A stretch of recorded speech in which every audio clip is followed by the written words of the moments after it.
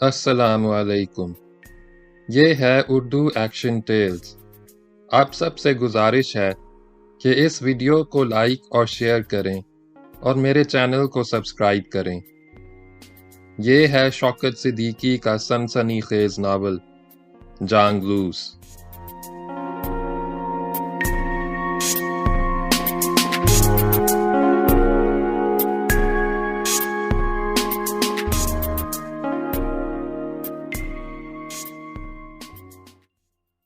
باب نمبر 6 کا پہلا حصہ۔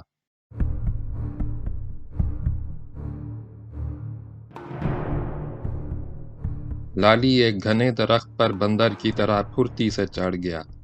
کچھ دیر شاخوں کی اوٹ میں دبکا ہوا بیٹھا رہا اور چوکنا نظروں سے مڑ مڑ کر دیکھتا رہا۔ جب درخت کے آس پاس کوئی نظر نہ آیا تو وہ ایک مضبوط ڈال سے چمٹ کر آہستہ آہستہ آگے کھسکنے لگا۔ اس نے ڈال کو دونوں ہاتھوں سے تھاما، ٹانگیں نیچے لٹکائیں، بنگلے کی چار دیواری پر پیر ٹکائے اور نہایت ہوشیاری سے نیچے اتر گیا۔ بنگلہ سامنے ہی تھا۔ بنگلے کی ایک کھڑکی سے ہلکی ہلکی روشنی پھوٹ رہی تھی۔ ہر طرف گہری خاموشی تھی۔ وہ پودوں اور جھاڑیوں کی آڑ لیتا، دبے دبے قدموں چلتا، سیدھا اس کھڑکی پر پہنچا جس سے روشنی جھلک رہی تھی۔ اس نے شیشے سے قریب ہو کر اندر جھانکا۔ وہاں کوئی نہ تھا۔ کھڑکی کا ایک شیشہ چٹکا ہوا تھا۔ لالی نے انگلی پھنسا کر شیشہ نصف سے زیادہ توڑ دیا، مگر ٹوٹے ہوئے شیشے کی تیز دھار سے انگلی کٹ گئی۔ خون بہنے لگا۔ اس نے انگلی ہونٹوں میں دبا کر خون چوسا اور گردن جھکا کر زمین پر تھوک دیا۔ ٹوٹے ہوئے شیشے کے اندر جلدی سے ہاتھ ڈالا اور چٹکنی کھول دی۔ آہستہ سے کھڑکی کا ایک پٹ ہٹا کر راستہ بنایا، اوپر چڑھا اور اندر کود گیا۔ سامنے میز پر لیمپ رکھا تھا۔ اس کی ہلکی ہلکی روشنی میں ہر چیز نظر آ رہی تھی۔ لالی سراسیمگی کے عالم میں ادھر ادھر دیکھنے لگا۔ چار دیواری کے اس پار آہٹ ابھر رہی تھی، ساتھ ہی زور زور سے سیٹیاں بھی بجنے لگیں۔ لالی اور سراسیمہ ہو گیا۔ بنگلے کے بیرونی پھاٹک کے کھلنے کی آواز سنی۔ وہ بدحواس ہو کر آگے بڑھا اور ایک کرسی سے ٹکرا کر گرتے گرتے بچا۔ کرسی الٹ گئی۔ کرسی الٹنے سے آواز پیدا ہوئی۔ ساتھ ہی سامنے کا دروازہ کھلا۔ ایک شخص دھاری دار گاؤن پہنے دروازے سے نمودار ہوا۔ وہ گوار چٹا دوہرے بدن کا آدمی تھا۔ چہرے پر بھوری بھوری پروقار مونچھیں تھیں۔ عمر 44-45 کے لگ بھگ تھی۔ اس کے ایک ہاتھ میں پستول دبا تھا، دوسرا ہاتھ گاؤن کی جیب میں تھا۔ اس نے حیرت سے آنکھیں پھاڑ کر لالی کو دیکھا۔ لالی اس کے سامنے بالکل ننگ دھڑنگ کھڑا تھا۔ سر کے بال گرد سے اٹے ہوئے تھے، جسم پر بھی گرد ہی گرد تھی۔ جگہ جگہ آڑی ترچھی خراشیں بھی تھیں۔ ہونٹوں کے نیچے تازہ تازہ خون کا دھبا تھا جو تھوڑی سے نیچے تک چلا گیا تھا۔ وہ شخص لالی کی یہ حیرت دیکھ کر گھبرائے ہوئے لہجے میں بولا، کون ہے تو؟ اندر کیسے آ گیا؟ ابھی اس نے اپنا جملہ پورا ہی کیا تھا کہ بنگلے کے باہر زور زور سے بولنے کی ملی جلی آوازیں ابھریں۔ لالی دہشت زدہ ہو کر بولا، وہ پولیس۔ گھبراہٹ میں وہ پوری بات نہ کہہ سکا۔ خوف اور بھاگ دوڑ سے اس کی سانس پھولی ہوئی تھی۔ وہ ہانپ رہا تھا۔ کیا پولیس تیرا پیچھا کر رہی ہے؟ لالی نے اقرار میں گردن ہلا دی۔ اس شخص نے دریافت کیا، پولیس تیرا پیچھا کیوں کر رہی ہے؟ لالی گڑ گڑانے لگا، مجھے بچا لیجئے، میں سب کچھ بتا دوں گا۔ ننگا دھڑنگا خاک سے اٹا ہوا لالی دھندلی روشنی میں بڑا مسکین نظر آ رہا تھا۔ اس شخص نے اسے مسکرا کر دیکھا اور تسلی دینے کے انداز میں کہا، ٹھیک ہے ٹھیک ہے۔ اس نے ذرا تأمل کیا، یہیں کھڑا رہ، میں ابھی آتا ہوں۔ وہ جس کمرے سے نکلا تھا پھر اس میں چلا گیا۔ لالی ایک گوشے میں دبک کر کھڑا ہو گیا۔ اس نے دیکھا کمرے میں ہر طرف اونچی اونچی الماریاں ہیں، الماریوں کے شیشوں کے پیچھے ترتیب سے رکھی ہوئی طرح طرح کی کتابیں نظر آ رہی تھیں۔ ایک طرف بڑی سی جھلکتی ہوئی میز تھی۔ میز پر لیمپ روشن تھا۔ اس پر دودھیا سرپوش تھا جس نے روشنی دھیمی کر دی تھی۔ میز پر کاغذات اور چند موٹی موٹی کتابیں رکھی تھیں۔ بنگلے کے پھاٹک پر آوازیں بند ہو گئی تھیں۔ لالی ہنوز خاموش کھڑا تھا۔ کئی منٹ گزر گئے۔ لالی نے اس کھڑکی کی جانب دیکھا جسے پھاند کر وہ کمرے کے اندر آیا تھا۔ کھڑکی کا ایک پٹ ابھی تک کھلا تھا۔ وہ آہستہ آہستہ کھڑکی کی جانب بڑھا۔ اسی اثناء میں بنگلے کے صدر دروازے کے کھلنے اور بند ہونے کی آواز سناٹے میں ابھری۔ لالی ٹھہر گیا۔ وہ دم بخود اور سہما ہوا تھا۔ کئی منٹ اسی عالم میں گزر گئے۔ کچھ دیر بعد دروازہ کھلا اور وہ شخص کمرے میں دوبارہ داخل ہوا۔ اس نے تیکھی نظروں سے لالی کو دیکھا۔ غصے سے ڈانٹا، کپڑے تو پہن لے۔ لالی نے منہ سے ایک لفظ نہ نکالا۔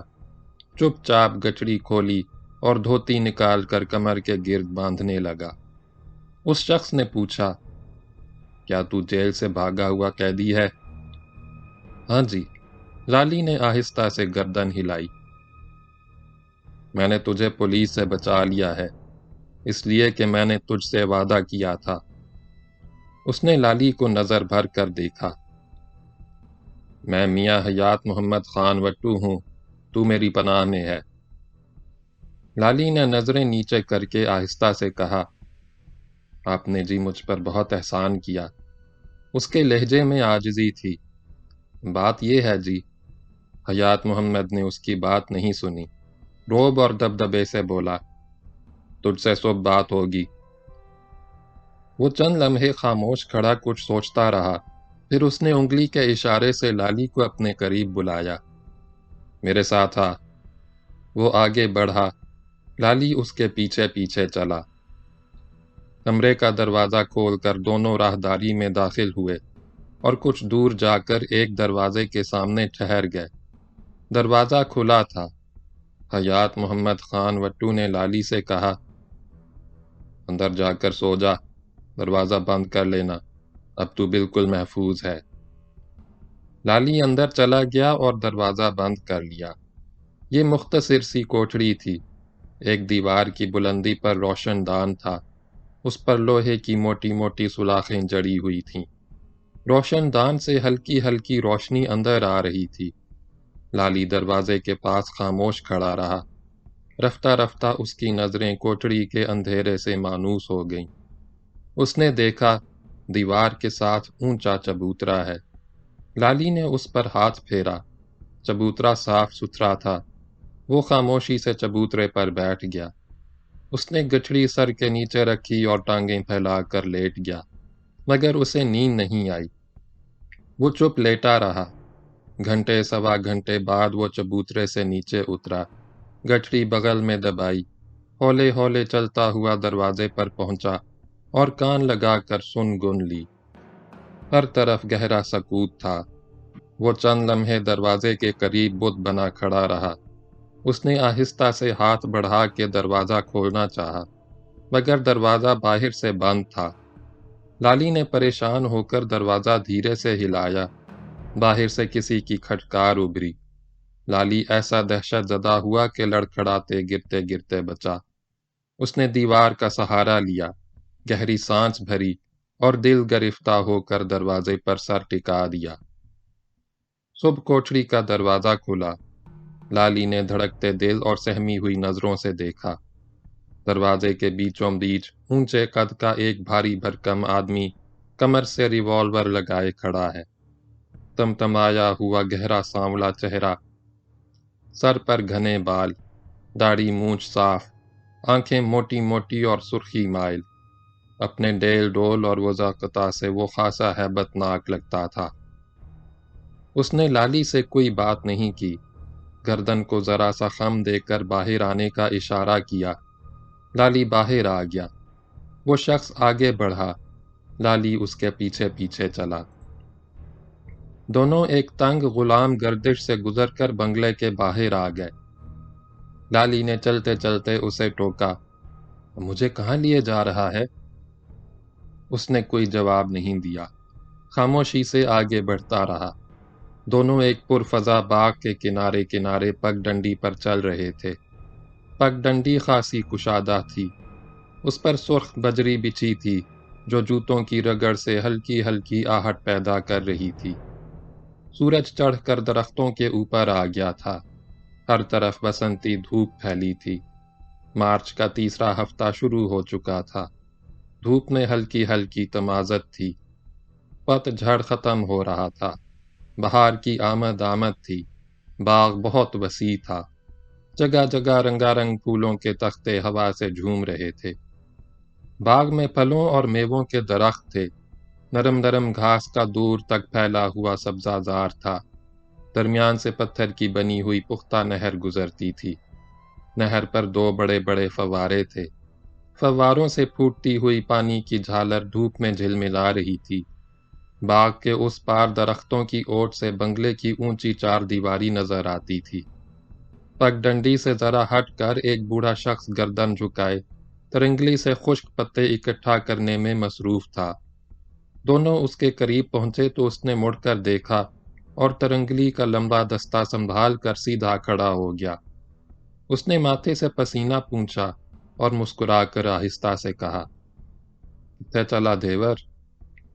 دیور نے کوئی جواب نہیں دیا، نہ اس کی جانب دیکھا۔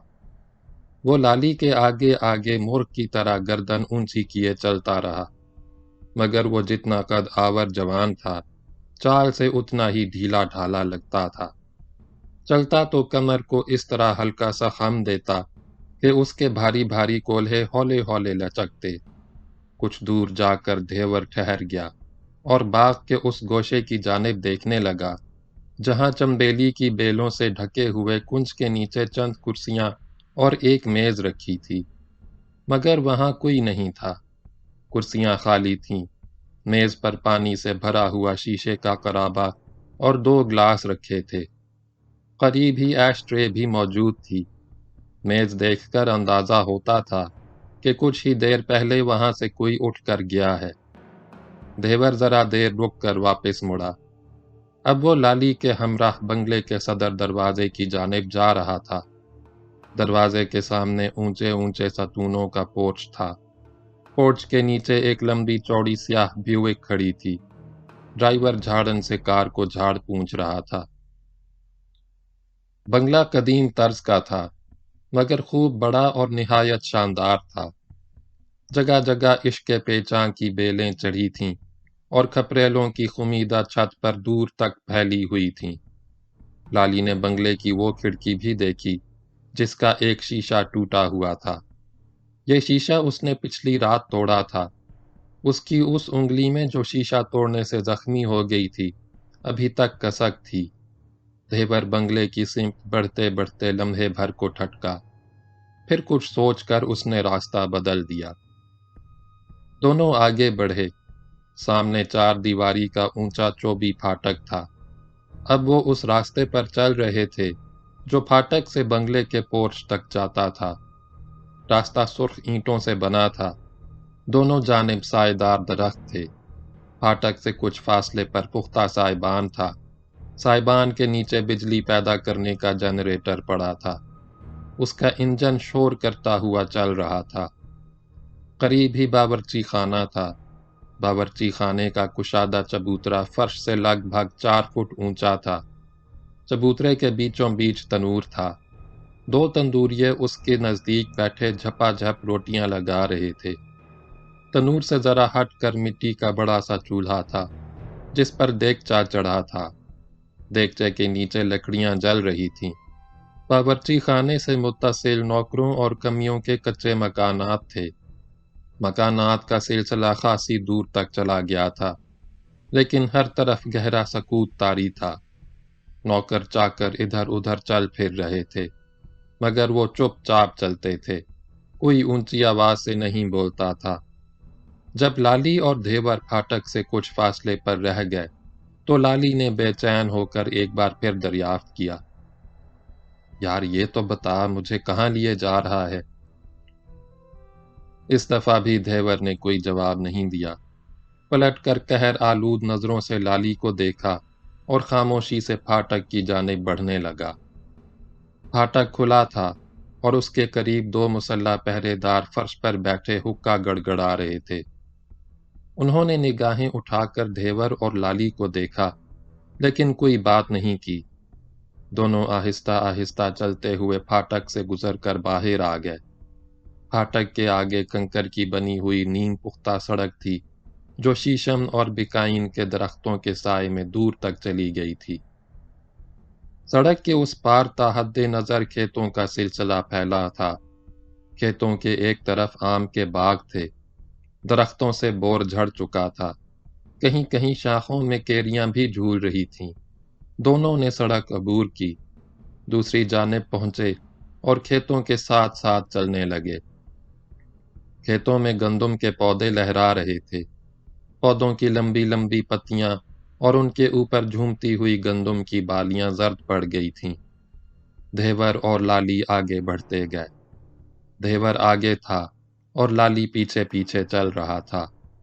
وہ گندم کے پودوں کو دیکھتا رہا اور پتیوں اور بالیوں کا بدلتا ہوا رنگ دیکھ کر سوچتا رہا کہ ربیع کی فصل ابھی پک کر تیار نہیں ہوئی۔ اس کی کٹائی میں لگ بھگ مہینہ بھر باقی ہے، مگر فصل بہت اچھی تھی۔ بالیاں گندم کے دانوں سے لدی ہوئی تھیں۔ گندم کے کھیتوں کا سلسلہ ختم ہوا تو درختوں کے نیچے ایک ٹریکٹر نظر آیا جس کا بونٹ کھلا ہوا تھا۔ ایک ادھیڑ شخص جو وضاقتہ سے مکینک نظر آتا تھا، ٹریکٹر کے انجن پر جھکا ہوا کسی پرزے کو کھولنے کی کوشش کر رہا تھا۔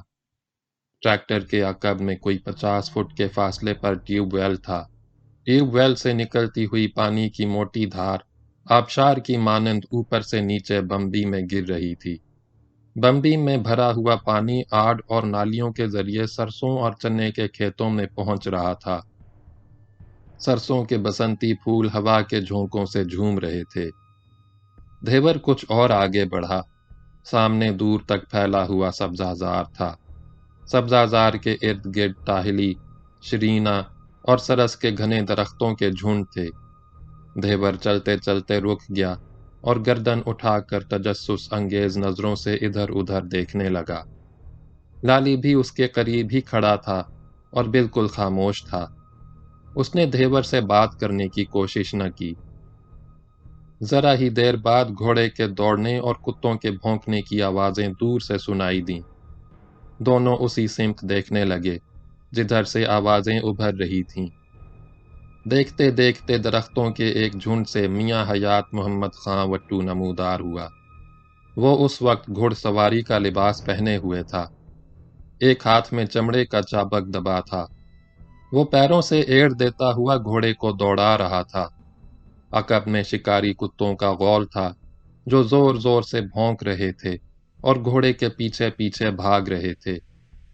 حیات محمد نے دھیور اور لالی کو دیکھا اور نہ ہی ان کی طرف آیا۔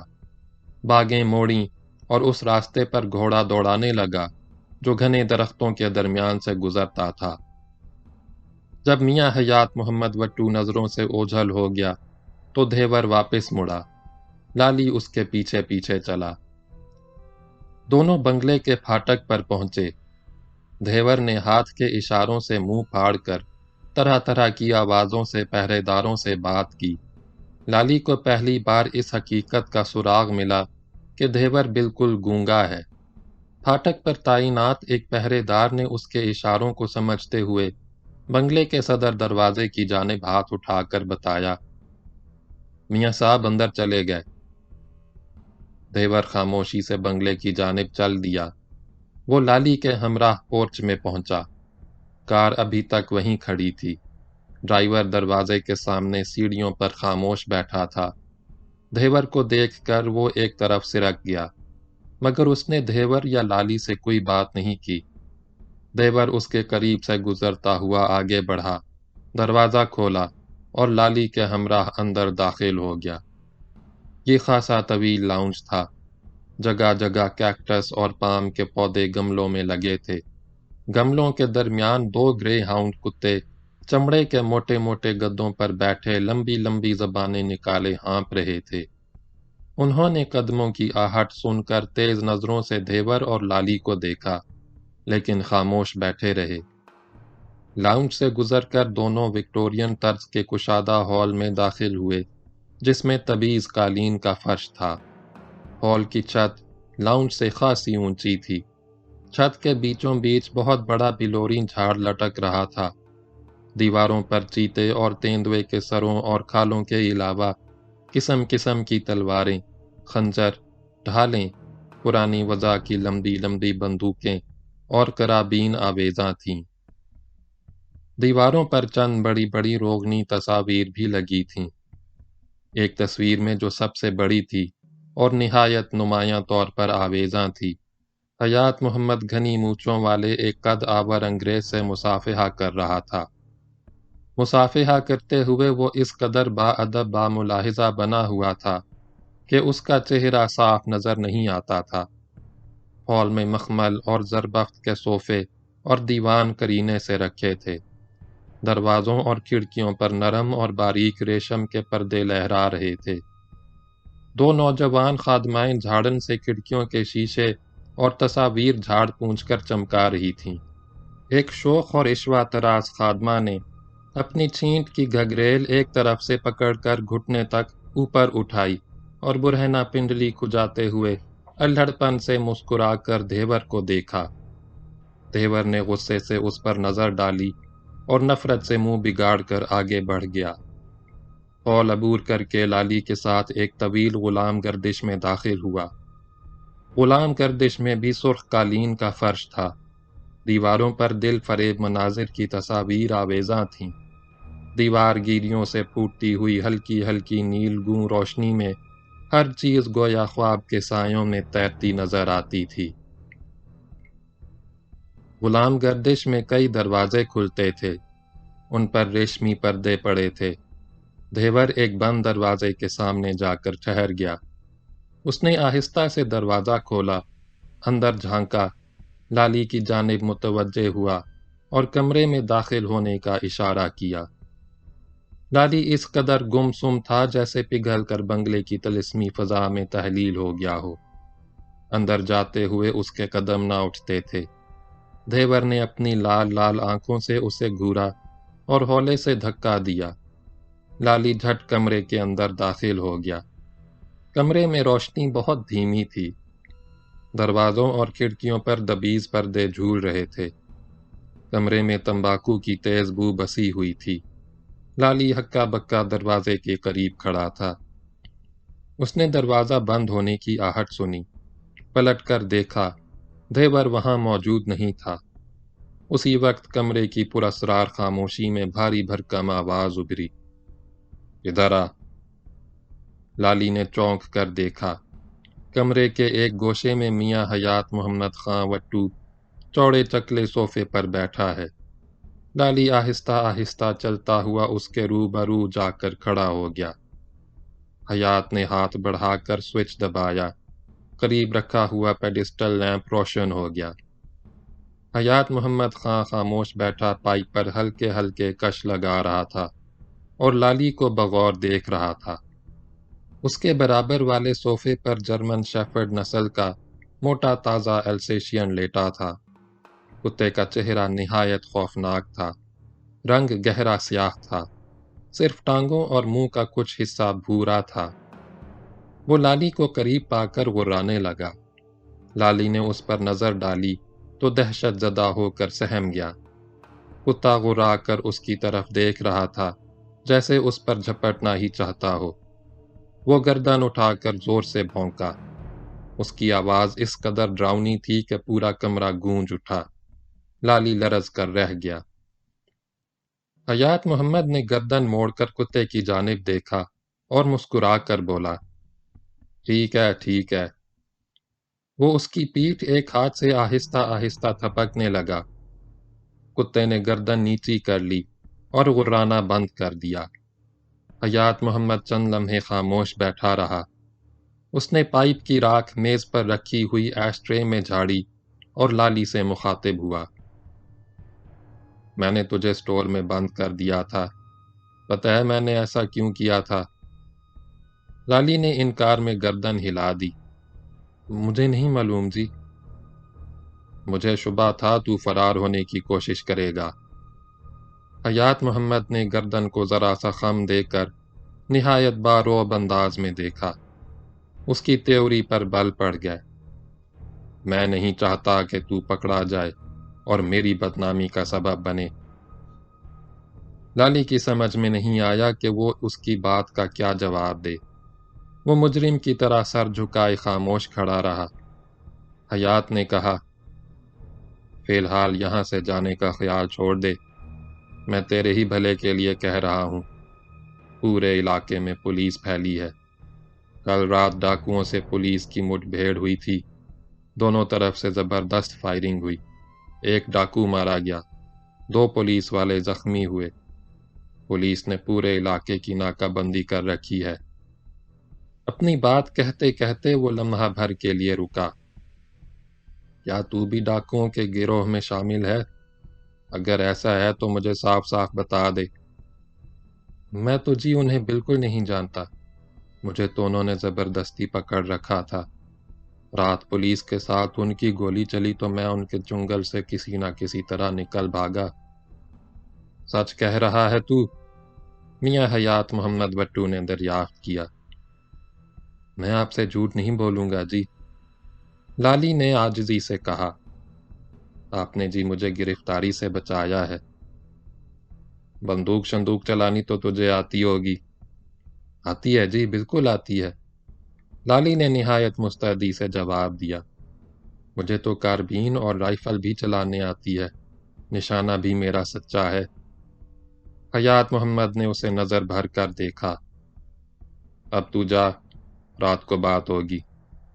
دیور تیرے ٹھہرنے اور کھانے پینے کا بندوبست کر دے گا۔ دیور گونگا ہے، بول نہیں سکتا مگر سن سکتا ہے۔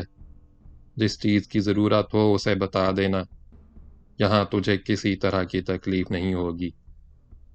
اس نے قدرے تأمل کیا۔ اب تو جا سکتا ہے۔ لالی خاموشی سے باہر چلا گیا۔